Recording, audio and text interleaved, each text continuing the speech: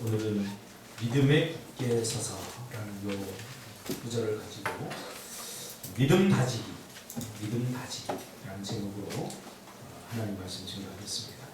요 믿음에 관해서는 조금 많은 설교가 필요할 것 같아서 믿음 시리즈로다가 오늘 첫 번째 서론적인 이야기를 합니다. 한 4년 전 4월 달에 제 어머니가 돌아가셨습니다. 저희 아버지는 약 43년 전, 43년 전 5월 달에 돌아가셨습니다. 그래서 4월과 5월은 굉장히 참 생동하는 봄, 파릇파릇 새싹이 나고 정말 1년 중에 가장 빛나는 그런 계절인데, 오히려 저는 그 4월, 5월을 보면서 한켠에 조금 아픔이 있습니다. 아버지가 돌아가셔서 이렇게 상여를 메고 시골에서 나갈 때 햇볕이 쨍하고 너무 화창한 봄날인데 저는 하나도 기쁘지 않고 하나도 좋지 않았어요. 아버지가 돌아가셨기 때문에. 근데 사람들은 그 자연을 즐기고 여기저기서 웃음소리가 들려오는데, 야, 이게 삶이고 이게 현실이구나. 누군가의 고통, 누군가는 고통스러운데 누군가는 저렇게 즐거울 수 있구나. 제가 처음 느꼈던 그 인생의 좀 허전함이었다고 할까요? 저희 어머니가 평소에 좋아했던 시가 있습니다. 저희 어머니는 굉장히 시를 좋아했고 책 읽는 걸 좋아했습니다. 제가 한번 읽어드리려고 합니다. 내가 그의 이름을 불러주기 전에는 그는 다만 하나의 물깃에 지나지 않았다. 내가 그의 이름을 불러주었을 때 그는 나에게로 와서 꽃이 되었다. 내가 그의 이름을 불러준 것처럼 나의 이 빛깔과 향기에 알려진 누가 나의 이름을 불러다오. 그에게로 가서 나도 그의 꽃이 되고 싶다. 우리들은 모두 무엇이 되고 싶다. 너는 나에게, 나는 너에게 잊혀지지 않는 하나의 눈짓이 되고 싶다. 우리가 잘 아는 김춘수의 꽃이라고 하는 시입니다.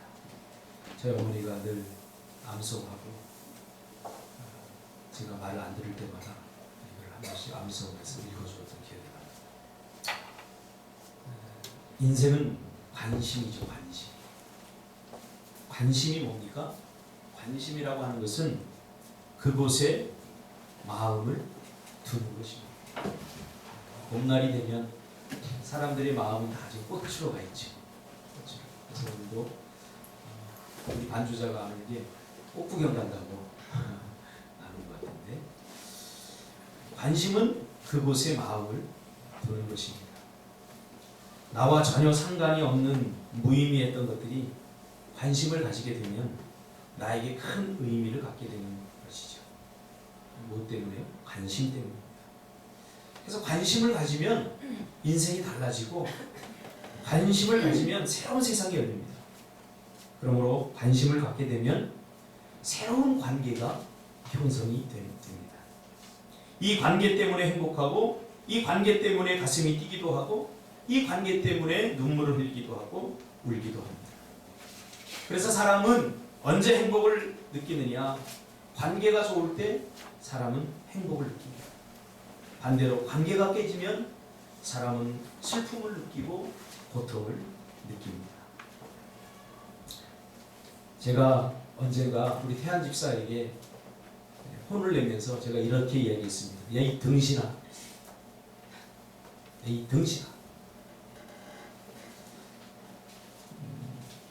근데 태한 집사가 목사님 죄송합니다. 그러더라고요. 아니, 내가 길거리 가다가 모르는 사람한테 얘 이 등신아! 싸우자고 달려들 거예요. 아마 대판 크게 싸움부터. 근데 태한 집사가 왜 그렇게 나한테 안 했느냐? 마음속은 그러고 싶었겠죠? 그러나 태한 집사와 나는 관계가 형성이 됐기 때문이죠. 내가 왜 그런 이야기를 했는가? 이것이 정말로 깊은 사랑에서 나온 말이라는 것을 태한 집사는 알았기 때문에 눈물을 글썽이면서 목사님 죄송합니다. 또 그게 또 내 마음을 또 아프게 하더라고요. 이 관계가 형성이 됐기 때문에. 이게 괜히 얘기했다. 이런 후회가 들기도 하고. 관계가 형성이 되면 우리는 서로에게 의미를 부여합니다.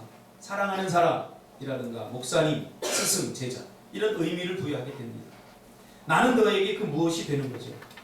그래서 사람에게 관심을 가지면 사랑이 시작이 되는 거죠. 그래서 사랑의 반대말은 미움이 아니라 무관심입니다. 무관심은 무의미라는 거죠. 의미 없다. 너 나에게 의미 없다는 거죠. 요즘 김태희가 이쁘죠. 젊은 사람들 김태희를 좋아하더라고요. 김태희가 아무리 이뻐도 저와 김태희를 무관합니다. 왜요? 관심과 관계가 형성되지 않았기 때문에. 김태희가 무엇을 하든 그렇구나 그냥 정보 정도로 제가 흘려듣지 거기에 감정적인 반응이라든가 이성적인 반응을 안 합니다. 왜? 관심은 조금 있지만 관계가 형성이 안 됐기 때문이죠. 내가 그의 이름을 불러주었을 때 의미가 되는 거죠.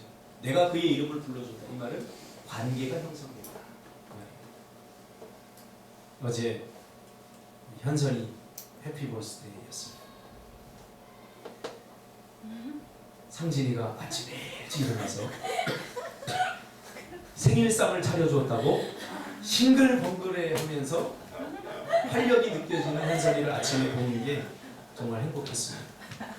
상진이 어디 갔니? 생일상 차려주고 뻗어서 자요.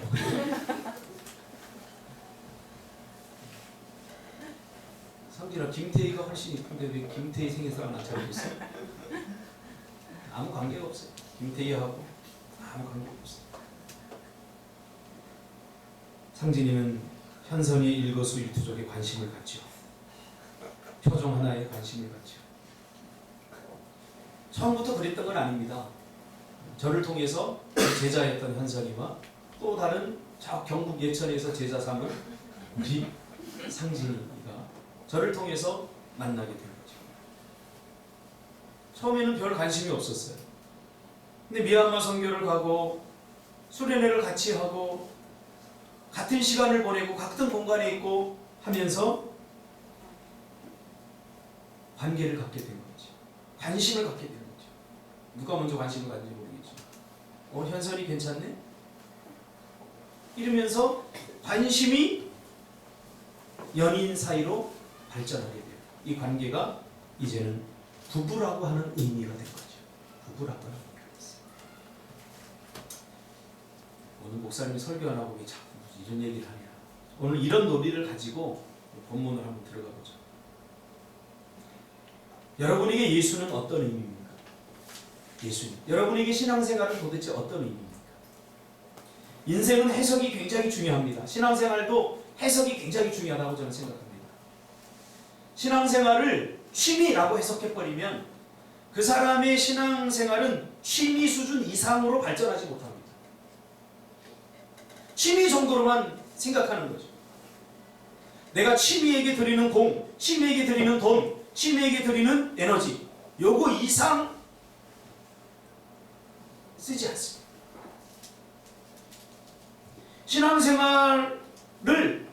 신앙생활보다 믿음보다 신앙보다 내 먹고 사는 게 더 큰 문제다. 먹고 사는 문제가 더 큰 의미가 있다를 1순위로 놔버리면 항상 신앙생활은 먹고 사는데 밀리게 되어 있습니다. 여러분들이 신앙생활을 어떻게 해석하느냐, 믿음을 어떻게 생각하고 있느냐, 그래서 굉장히 중요한 일이에요. 이게 단순한 문제가 아닙니다. 내가 그의 이름을 꽃이라고 불러주기 전까지 이것은 굉장히 중요한 문제예요. 여러분, 신앙생활의 시작은 내가 한 것이 아닙니다. 이것은 예수님으로부터 촉발이 되었습니다. 왠 줄 아세요? 주님이 우리에게 관심을 갖게 되면서 신앙생활이 시작된 거예요. 주님이 우리에게 관심을 갖지 않았다면 우리는 믿을 수조차 없었던 사람들 아닙니까? 요한복음 15장 6절에 보니까 너희가 나를 택한 것이 아니요 내가 너희를 택하여 세웠다고 말합니다. 내가 결단하고 내가 교회에 나오고 내가 신앙생활한 것 같지만 성경은 그렇게 말하지 않습니다. 너희가 나를 택한 것이 아니요 내가 너희를 택하여 세웠나니 이는 너희로 가서 열매를 맺게 하고 또 너희 열매를 항상 있게 하여 내 이름으로 아버지께 무엇을 구하든지 다 받게 하려 함이라. 이사야 43장 1절에 보니까 야곱아 너를 창조하신 여호와께서 지금 말씀하시느니라. 이스라엘아 너를 지으신 이가 말씀하시느니라. 너는 두려워하지 말라. 내가 너를 구속하였고 내가 너를 지명하여 불렀나니 너는 내 것이라. 할렐루야. 하나님이 나를 지명하였고 나를 선택하였고 나를 불러서 너는 내 것이다 하고 하나님 자녀 삼아주신 거예요. 내가 하나님 자녀 되겠습니다 한 것이 아니라. 요한복음 3장 16절에 보니까 하나님이 세상을 이처럼 사랑하사 독생자를 주셨으니 이는 그를 믿는 자마다 멸망하지 않고 영생을 얻게 하려 하심이라. 하나님이 세상을 이처럼 사랑하사 이 세상에 내 이름을 넣으면 돼요. 하나님이 박형섭을 이처럼 사랑하사 독생자를 주셨다. 하나님이 나를 먼저 사랑합니다. 하나님이 나에게 먼저 관심을 가진 거예요. 에베소서 2장 8절에 보니까 너희가 그 은혜를 인하여 믿음으로 말미암아 구원을 받았으니 이것은 너희에게서 난 것이 아니요 하나님의 선물이라. 행위에서 난 것이 아니니 이는 누구든지 자랑하지 못하게 합니다. 우리는 그가 만드신 바라 그리스도 예수 안에서 선한 일을 위하여 지으심을 받은 자니 이 일은 하나님이 전에 예비하사 우리로 그 가운데서 행하게 하려 하시리라. 그 은혜를 인하여 믿음으로 말미암아 우리를 하나님께서 구원해 주시고, 요한일서 4장 10절에 보니까 사랑은 여기 있으니 우리가 하나님을 사랑한 것이 아니요 오직 하나님이 우리를 사랑하사 우리 죄를 위하여 화목제로 그 아들을 보내셨습니다. 보라 아버지께서 어떠한 사랑을 우리에게 주사 하나님의 자녀라 일컬음을 얻게 하셨는고. 아마 사랑을 해본 사람과 사랑을 받아본 사람은 이것이 무슨 의미인지 압니다. 제가 군대 갔는데요, 고참 하나가 저를 굉장히 아껴주고 사랑해줘요. 왜 그런지 모르겠어요. 왜 그런지. 같이 나가서 이렇게 맞을 때면 저를 살짝 불러서 오늘 얼차례가 있으니까 잠시 저기 좀 가라 하고 친구를 보내요. 그래서 얼차례 면회게 해줘. 그 군대 가서 고참 하나가 나를 사랑해 주니까 내 인생이 달라져요. 군대 생활이 달라져요. 그를 의지하게 되고 그를 믿게 되고, 그러면서 내 삶이 바뀌어요. 든든해지. 뭐 간식 나오면 챙겨뒀다가 야 박이명 이리 와. 여기 가요. 이거 먹어. 오늘 라상면이 안 드세요? 아 나는 많이 먹을 수 있는 거 챙겨줘요. 그분이 너무 고마워서 제가 저 김제인가 거기 사시거든요. 나상현 병장이라고 아직도 아시죠? 제가 제대하고도 전화해서 감사하다고 제가 표현했어요. 한 사람이 나에게 관심을 갖고 한 사람이 나를 잘해주니까 내 삶이 달라져요.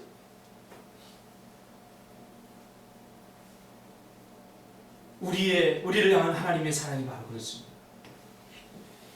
하나님과 우리 사이가 죄로 관계가 끊어져서 무의미의 관계가 되었고, 아니 원수지간이 되었습니다. 이사야서 59장 2절에 보니까 오직 너희 죄악이 너희와 너희 하나님 사이를 갈라놓았다. 너희 죄가 그의 얼굴을 가리어서 너희에게 듣지 아니하시게 함이라. 죄로 말미암아 하나님과 우리가 원수 사이가 됐습니다. 무의미 정도가 아니라 최악의 무의미가 되었지. 골로새서 1장 21절에 보니까 전에 악한 행실로 멀리 떠나 마음으로 원수되었던 너희라고 표현하고 있습니다. 그러나 예수 그리스도로 말미암아 다시 관계가 이어진 것입니다. 하나님이 우리에게 관심을 갖게 되자 죄로 말미암아 고통당하는 우리를 그냥 볼 수 없었던 거지. 그러나 돕고 싶은데 관계가 끊어져서 원수 사이에. 그래서 사랑하는 아들, 가장 사랑하는 아들 독생자 예수 그리스도를 우리에게 보내시면서까지 우리의 관계 회복을 위해서 하나님은 자신의 가장 소중한 것을 철저히 깨서 희생시켜버린 거죠. 무엇 때문에? 우리와 하나님 사이의 관계 회복을 위해서.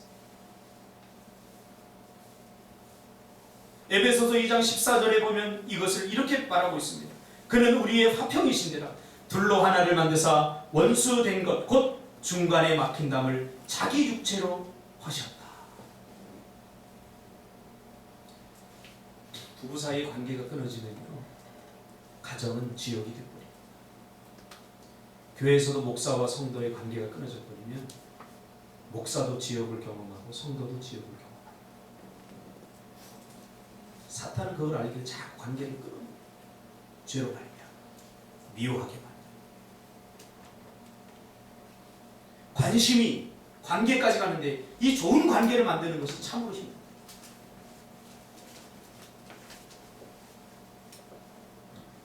우리는 한번 죄를 지어서 하나님의 마음을 아프게 했던 경험이 있습니다. 그래서 일방적으로 하나님께서 우리를 사랑하시고 은혜를 베푸시기로 결정하신 거죠. 왜? 사람은 믿음의 존재가 아니구나. 하나님이 이미 아셨죠. 그냥 내가 무작정 사랑해줘야 될 존재구나. 믿었다가 내가 또 이것 인간이 또 실수하면 큰일이 일어나니까 네가 실수해도 내가 끝까지 너를 향한 사랑을 포기하지 않겠다. 그것이 창세기 15장의 언약적 사랑입니다. 언약적 사랑. 이 언약적 사랑을 가장 잘 나타내 주는 것이 부모와 자식 간의 사랑. 부모가 자녀가 잘못할 때마다 호적에서 팥버리면 우리 애들은 벌써 한 1000번 이상 내가 호적에서 봤습니다. 잘못해도 그러나 사랑해요. 그러게 사랑하죠. 하나님께서 우리를 사랑하듯이 일방적으로 사랑합니다. 그러니까 관계가 굉장히 중요합니다. 관계 형성이 안 되면 모든 것에 문제가 생깁니다. 상담에서는 이것을 라포 형성이라고 합니다. 처음 내담자가 이렇게 왔을 때 처음부터 자기의 속마음을 다 내놓지 않아요. 상담자가 믿을만 하다고 할 때, 그때 자기의 진짜가 나오는 거죠. 그래서 상담자와 내담자의 마음이 공통 관심, 공감이 됐다. 같은 느낌, 같은 생각, 같은 고통. 그래서 같이 느끼게 된 상태로 우리가 라포가 형성되었다. 이렇게 얘기합니다. 여러분이 잘 아는 말로 공감대 형성이죠. 신앙생활에 있어서 하나님과 우리의 공감대가 중요합니다. 라포 형성이 중요합니다. 우리는 그냥 자기가 원하는 대로 다 해요. 자기가 원하는 대로 하는 것이 하나님의 기쁨이라고 생각해요. 그러다 보니까 신앙적 상처, 영적 상처를 입게 됩니다. 하나님의 뜻이 뭐고 나의 원트, 나의 바람이 무엇인가 이걸 자꾸 맞춰나가야 돼요. 결혼은 맞춰나가는 거고 신앙생활도 맞춰나가는 거예요. 공동체 생활도 맞춰나가는 거예요. 처음부터 맞지 않아요. 목사와 성도 맞습니까? 안 맞아요. 맞춰나가는 과정이 필요해요. 신앙생활도 마찬가지예요. 하나님과 우리 사이가 처음부터 맞을 거라고 생각하지 마세요. 하나님은 영적인 분이에요. 보이지 않는 분이에요. 우리는 지극히 육체적인 사람들입니다. 우리는 지극히 육체적인 것들만 자꾸 추구하려고 그래요. 이게 어떻게 맞을 수 있겠습니까? 나의 일방적인 기대를 가지고 신앙생활하면 그래서 영적 상처를 입게 돼요. 그래서 하나님이 이 문제를 해결하기 위해서 우리에게 성장과 성숙을 이야기하는 거예요. 성장과 성숙. 우리가 주님께 관심을 갖게 되면 주님과 나의 관계 속에서 주님이 나에게 원하는 게 뭔가 그런 것들을 생각하게 되고 그 관심을 갖게 되고 관계를 저 깊이 하다 보면 일어나는 것이 성장과 성숙입니다. 주님이 우리에게 무작정 관심을 가졌듯이 이제 우리도 주님께 관심을 가져야 돼요. 신앙생활은 관심입니다. 이 관심을 가질 때 성장과 성숙이 일어나요. 제가 봤을 때는 요즘 그 현선이한테 상진이가 하는 걸 보면 예수님 같아요. 예수님 같아요. 제가 상진의 과거를 알기 때문에 아주 다혈질이고 뭐 누구도 터치 못하는 거 다혈질인데 현선이 앞에 가면 순한 양이 되버려요. 나는 너의 순한 양이 돼. 저게 한순간에 일어난 게 아닙니다. 그 관계를 어떻게 잘 유지하고 어떻게 하면 좋은 관계를 유지할까를 위해서 고민하고 애쓰는 흔적을 제가 봤어요. 저한테도 많이 찾아와서 질문하고 같이 고민하고. 신앙생활은 바로 그렇게 하는 거라는 거예요. 그러니까 내가 하고 싶은 대로 다 하는 게 아니라 하나님의 뜻이 뭐고 하나님의 원투가 뭐고 하나님께서 나에게 무엇을 원하시는지 하나님을 좀 알아야 된다는 거죠. 왜 자꾸 성장과 성숙에 대해서 제가 말하는가 여러분 궁금해하실지 모르겠지만 제가 미숙하기 때문에 그래요. 사실 목사인 제가 굉장히 미숙합니다. 그래서 좀 성숙해지기를 원해요. 여러분들도 마찬가지입니다. 우리가 신앙생활 오래 한 사람도 있고 적게 한 사람도 있는데 우리의 자신의 모습 발견하지 않습니까? 성장하기를 원하지. 성장하지 못하고 성숙하지 못하면 기분파가 됩니다. 내 멋대로 내 생각대로 다. 머리로는 분명히 이해가 되는데 기분이 나쁘면 결정하지 않아요. 이런 미숙함을 갖고 우리가 어떻게 신앙생활을 잘할 수 있어요? 어떻게 하나님이 기뻐하는 일을 할 수 있겠냐?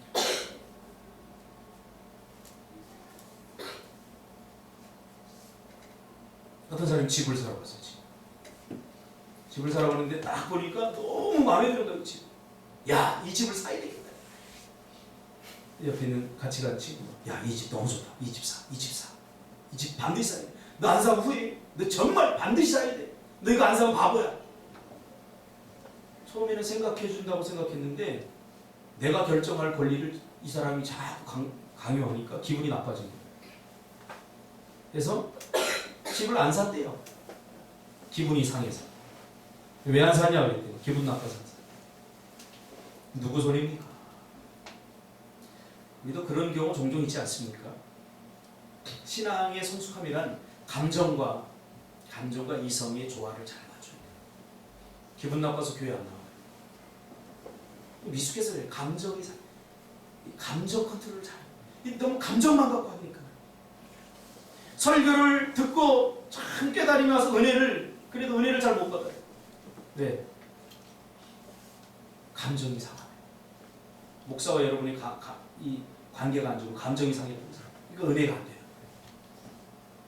원래 사탄이 이 감정을 가지고 얼마나 많이 노는지. 남편이 아무리 잘해줘도 남편의 말 한마디에 감정이 상해버리면 그 잘해줌이 위로가 안 되는 거죠. 감정이 상해. 감정과 이성을 같이 가져야 돼요. 그리스도인. 이게 성숙함이에요. 성경에서 성숙함. 그래서 설교를 해도 막 감동을 주거나 눈물을 흘리게 하는 예화를 들으면 눈물을 흘리면서 은혜 받았다고 하는데 그 은혜 받은 게 아니라 그냥 우는 거예요. 진정한 은혜는 뭡니까? 삶으로 돌이킨다. 마음속으로 감동을 받고 이성적으로 결단하고 이렇게 살면 안 되는구나. 바꾸고 변화되고 이게 성숙이에요. 성숙. 그러니까 미성숙한 사람은 날마다 눈물을 흘리는데 삶이 변하지 않아요. 감정만 갖고 사니까. 감정적이 된다는 것이 나쁜 게 아니에요. 오히려 감정이 살아있지 않으면 사이코패스가 돼버려요. 무서운 거예요. 다른 사람의 고통을 줘도 자기는 그 고통을 느끼지 못한 사이코패스. 영적 사이코패스가 굉장히 무서운 거죠. 그러니까 같이 가야 돼요. 같이. 이게 성숙합니다. 미숙한 사람은 중요한 문제를 진리나 지성으로 결정하기보다 가슴으로 결정하기 때문에 실수합니다. 근데 단순히 관심을 갖는 것만으로 이런 일이 일어나지 않습니다. 관심을 갖고 그리고 사랑적 관계, 긍정적 관계를 잘 만들어 나가야 돼요. 영적 앞으로 형성하고 주님과 또 공감적 관계를 자꾸 만들어 나가야 돼요. 그러려면 어떻게 됩니까? 관계가 좋아지려면 어떻게 돼요? 그가 싫어하는 것 하지 않고 그가 좋아하는 걸 해야 돼요.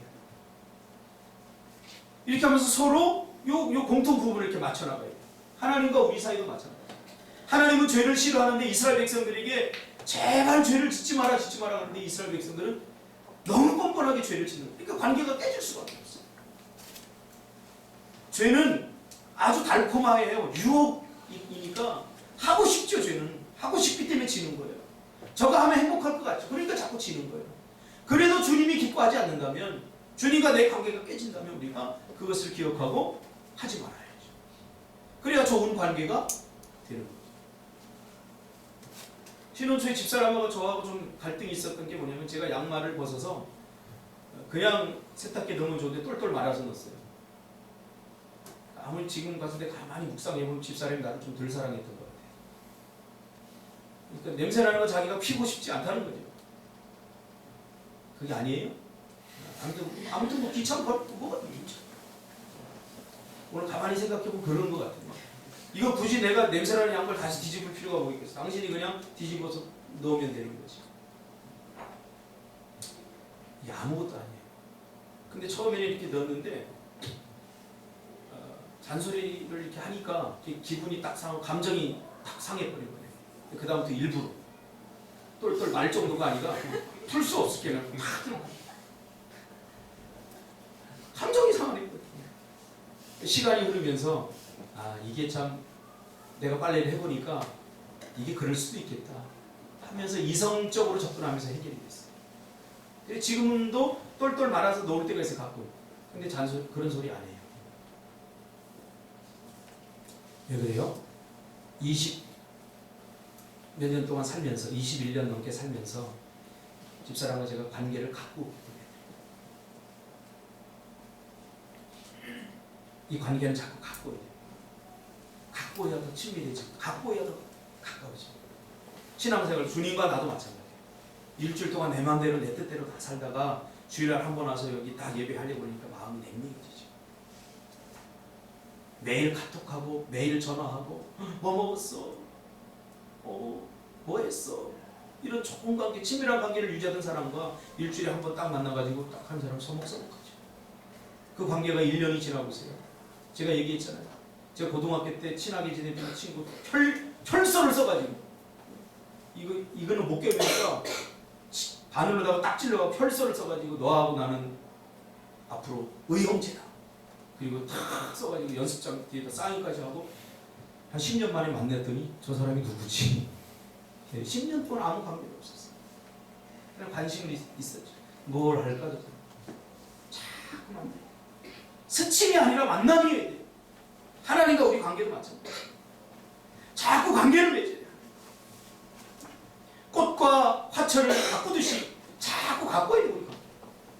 사람과 사람 관계도 마찬가지고 하나님과 내 관계도 마찬가지고 농부가 논과 밭을 가꾸듯이 살면서 더 좋아지고 살아갈수록 더 좋아지는 관계가 있는 반면에 살수록 더 힘들고 어려워지는 관계가 있어요. 왜?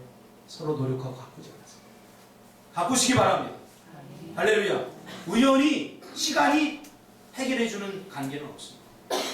직면해야 됩니다. 신앙생활도 마찬가지입니다. 하나님과 우리의 관계. 여러분 예수 처음 믿을 때하고 지금하고 얼마나 더 좋아졌어요. 이 좋아지는 것이 당연합니다. 사람과의 관계는 단 하루도 그냥 놔두면 잡초가 자라고 관계가 엉망이고 하나님과 우리 관계가 같이 해봅시다. 가꾸지 않고 얻을 수 있는 것은 잡초밖에 없다. 잡초밖에 없다. 그들과의 관계 속에 잡초가 무성하니까 열매가 없잖아요.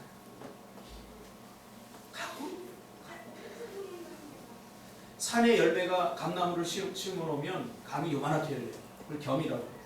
그러나 감 재배 밭에다 심어놓고서 풀도 뽑아주고 약도 쳐주고 이렇게 하면 감이 이만하게 열려요. 예천에 가면 한이라는 데가 있는데 거긴 대부분 있어. 이만하지. 거짓말 조금 더 못해서 내 머리만 이거 하나 갖고 아침 먹고 점심 저녁까지 먹었어. 제가 한 얘기가 아니라 예천지에 장로님 한 분이 저한테 거짓말했어요.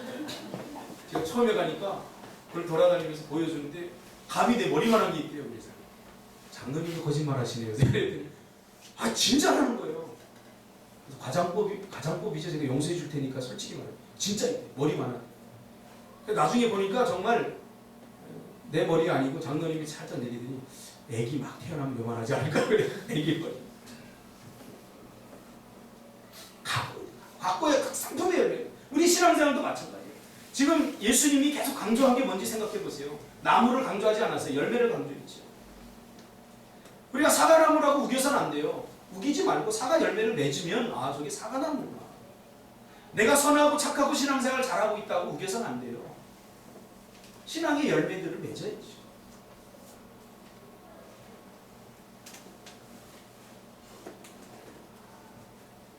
우리는 하나님의 관심 첫 번째 대상. 여러분 조금 더 마음을 열고 주님께 관심을 가지시길 바랍니다. 들에 핀 야생초는 외롭습니다. 고독합니다. 왜 그런 줄 아세요? 아무도 관심을 가져주지 않기 때문이죠. 제가 교회가 좀 썰렁해서 꽃을 두루 사러 갔어요. 근데 이 아저씨가 비싸게 불러요. 목사 체면에도 이제 깎을 수 없어갖고 좀 저렴하게 안 돼요? 한마디 하니까 마치 기다렸더니 다른 데 가서 사세요. 그래서 제가 꽃 전문가 두 사람을 하소했어요. 하연선, 백민지. 갔더니 저한테 2만 원 달라던 꽃을 13,000원 주고 사오고 내가 통 들어서 두 개에 5만 원이라고 나한테 불렀는데 26,000원에 샀더라고. 할렐루야. 그래 나하고 아무 의미가 없었어요. 그냥 안 사면 그만인데 그게 지금 우리 저기로 오면서 내 관심. 아침에도 새벽에도 와가지고 이 꽃이 잘 있나? 아침에도 제가 또 와서 보고 또 사고. 이제 예배 끝나면 제가 분갈이를 해줄 거예요. 아무것도 아니었던 것이 나에게 오면서 나에게 큰 의미가 되죠. 제가 나이가 들어가는 꽃 보면 요즘 좋아요. 박종희 집사님도 그렇죠? 제가 대신 안 해놨습니다. 이 자라서 꽃 열매를 맺힌 거 보면 너무 힘이 하나님께 감사합니다. 여러분 제발 우리 하나님께 요만큼의 관심이라도 좀 가집시다. 하나님 지금 뭘 원하시는지 무엇을 좀 관심 가져. 내 밥 벌어먹는 거 바빠서 내 할 일 다 하고 하다가 가끔 생각나면 보지 마시고 정호승 시인이 그렇게 시를 썼잖아요. 하나님도 가끔은 외로워서 눈물을 흘리시다. 하나님께 관심을 갖고 또 우리 교회 성도 서로서로에게 좀 관심을 갖고 또 시간 남으면 저한테도 관심을 가져주고 목사는 당연히 뭐 해야 되는 건 아닙니다. 나도 외로울 때가 필요할 때가 있어요. 그러나 태안 집사가 목사님 힘내 이 한마디 글이 힘이 납니다. 영규이가 신발 한 켤레 사주니까 하늘을 날아갈 것 같아. 할렐루야. 또 사달라는 얘기 아니에요. 몇 번이 되면 더 사주면 좋지. 이거 위로하고 격려해주는 방법이에요. 이 관계를 다 깊이 똑같은 말이라도 힘내고 꼭 상처 주고 아픕니다. 우리 성도들 서로 그러지 마세요. 다음 주에는 그럼 어떻게 믿음을 이렇게 다져질 것인가. 오늘 설교를 사실 많이 못했습니다. 시간이 너무 지나서 그거까지 하면 좀 오바될 것 같아요. 서로를 했습니다. 관계 오늘 중요합니다. 이 관계를 이어주는 끈이 무엇인가? 바로 믿음입니다. 믿음. 하나님과 우리의 관계를 이어주는 끈 이게 믿음이에요. 다음 주부터는 믿음과 어떻게 믿음을 다질 것인가. 신앙생활은 다지면서 올라가야 됩니다. 그냥 쭉쭉쭉 자르면 못 자랍니다. 꼭 밟고 또 밟고 또 밟고. 제가 며칠 전에 공주를 갔다 왔는데 공주에는 공산성이 있어요. 공산성을 보니까 행사를 하는데 성 밝기 행사를 해요. 그 흙으로다가 이렇게 싸가지고 돌을 양쪽에다 놓고 흙으로 다 다져 넣어가지고 그게 겨울에 녹았다가 얼었다 녹으면 성이 무너져요. 그래서 봄만 되면 사람들 여자들 다 불러다가 성밝기를 성밝기 사를 확 우리 신앙도 마찬가지입니다. 다져지지 않으면 요만한 것들 앞에 다 무너지고 있습니다. 다음 주부터는 어떻게 믿음을 다질 것인가, 이 다진다는 의미가 무엇인가에 대해서 함께 은혜를 나누기를 바랍니다. 기도하겠습니다. 걸어가신 아버지 하나님, 은혜를 생각할 때마다